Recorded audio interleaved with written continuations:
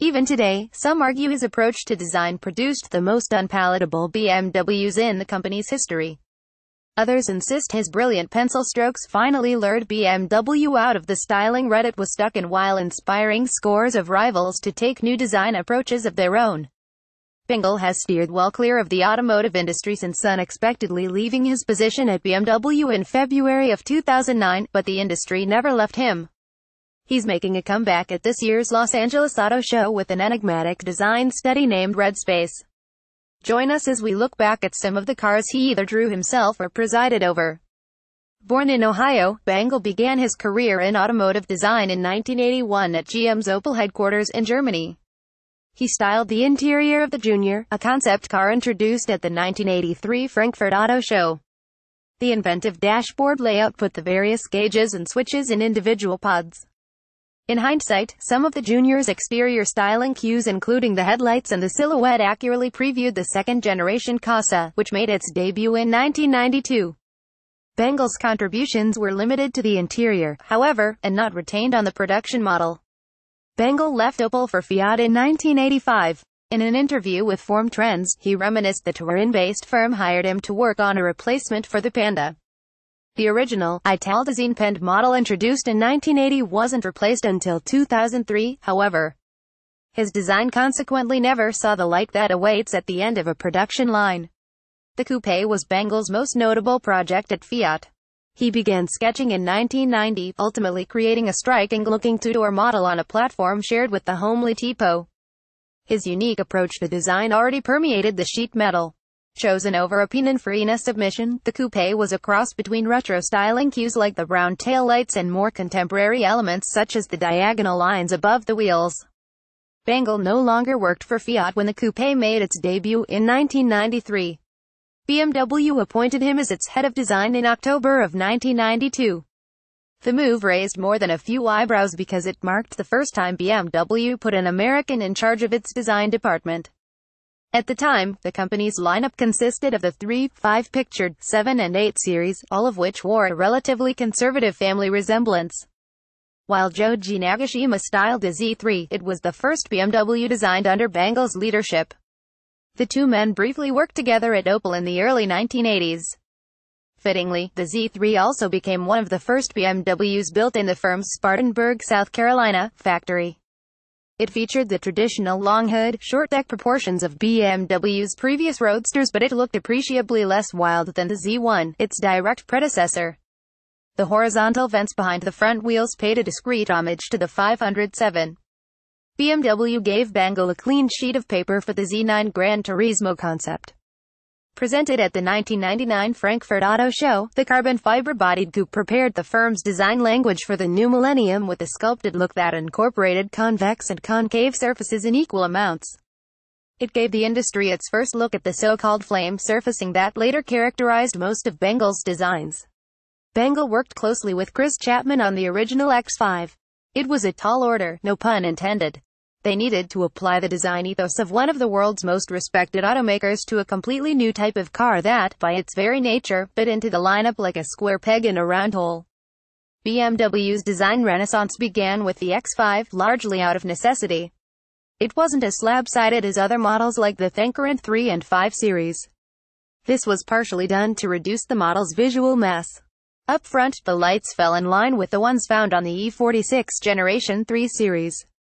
Designing a Mini for the new millennium was easier said than done. The original car had evolved considerably since 1959, becoming more heightened and trendier, but its basic shape had never changed.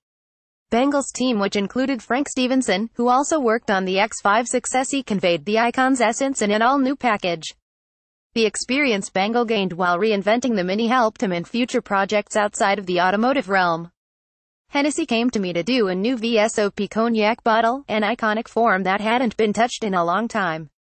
"You'd better not screw up, it reminded me of designing the Mini," he told Car Driver. From the 1980s to the early 2000s, BMW sedans followed the one sausage, three lengths approach to car design. Determined to change that once and for all, Bangle took the 4th generation 7 Series in a completely new direction. The design channeled the Z9 Gran Turismo concept introduced 2 years earlier, especially out back.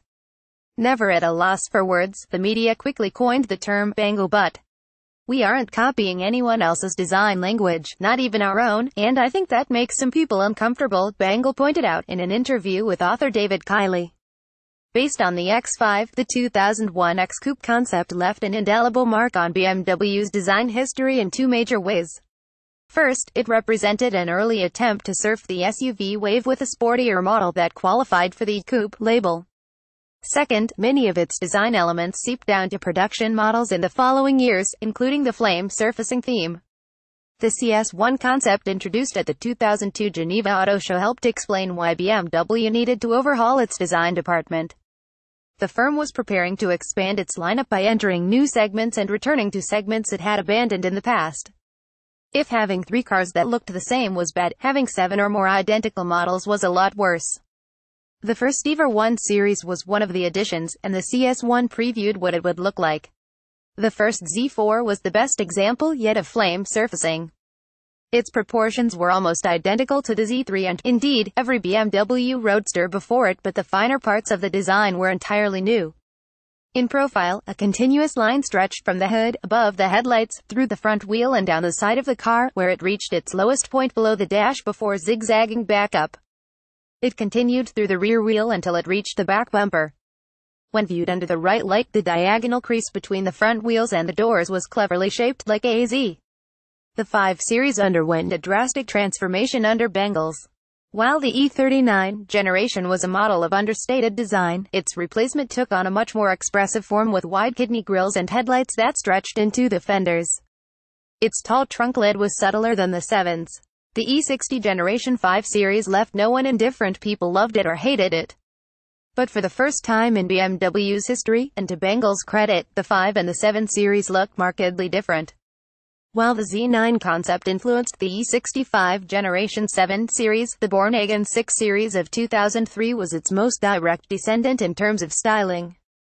Bangle designers reworked the proportions to accommodate the 6's shorter footprint and left the gull-wing doors in the design studio.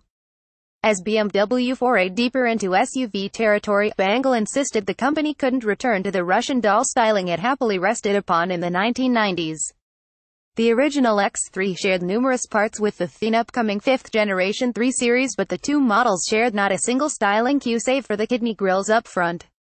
It wasn't merely a Skeleton X5, either. The combination of a sporty yet handsome design and BMW's spectacularly lucid predictions about the SUV segment's growth helped make the X3 a ringing success. BMW's acquisition of Rolls-Royce in 1998 gave Bangle another division to oversee. The British brand had lost its factory and its V8 engine during its messy split from sister company Bentley, and it had to adopt a new design identity that wouldn't upset its notoriously fastidious target audience. Working under Bangle, Marek Djurdjevic proved the quest for elegance and timelessness didn't need to lock Rolls-Royce into a bygone design language. The 1 Series took BMW into a new segment of the market and, to no one's surprise, it looked a lot like the CS1 concept. Designers led by Bangle toned down the front and rear ends but retained the sculpted sides and the arched rocker panels. The 1 Series' basic design spawned 2 hatchback models plus a coupe and a convertible, showing the elasticity of Bangle's pencil stroke. As BMW's bread and butter model, the 3 Series got a less radical redesign than its bigger siblings. Simply put, there was little wiggle room to try something too new and risk screwing up. The company's survival depended on the 3's continued success. Still, Bangle and his team ensured it had a look of its own rather than morphing into a smaller rendition of the 5 or 7 Series. The X6 gave Bangle's team a new challenge. More than yet another SUV, it represented a pioneering dive into a segment no one had previously explored due to a lack of boldness or a surplus of common sense, depending on your perspective. Bangle normally went to great lengths to differentiate BMW models from one another, but the first X6 and the second generation X5 were close to identical when viewed from the front. Officially dubbed Gina Light Visionary model, this roadster was a 22nd century-esque concept car made with a shape-shifting cloth skin. The flexible body allowed the headlights to open and close like eyes, the rear spoiler to raise when needed and the rocker panels to adopt a more muscular appearance. It also hinted at the turn BMW's design language could have taken had Bangle remained at the helm of the company's design department. Bangle unexpectedly resigned from BMW, and stepped out of the automotive industry altogether, in February of 2009.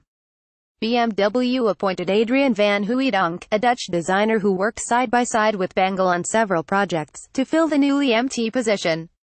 His contributions to the company's success have been decisive, BMW wrote in a statement, and together with his teams he has mapped out a clear and ascetic route to the future. Bangle later moved to Italy and founded a design firm named Chris Bangle Associates, which also employs his son Derek.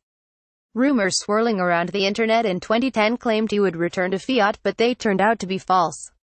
He instead joined Samsung in 2012 as the company's master designer. Most recently, he has been working with Chinese company, and the first fruits of that will be seen at the 2017 Los Angeles Auto Show.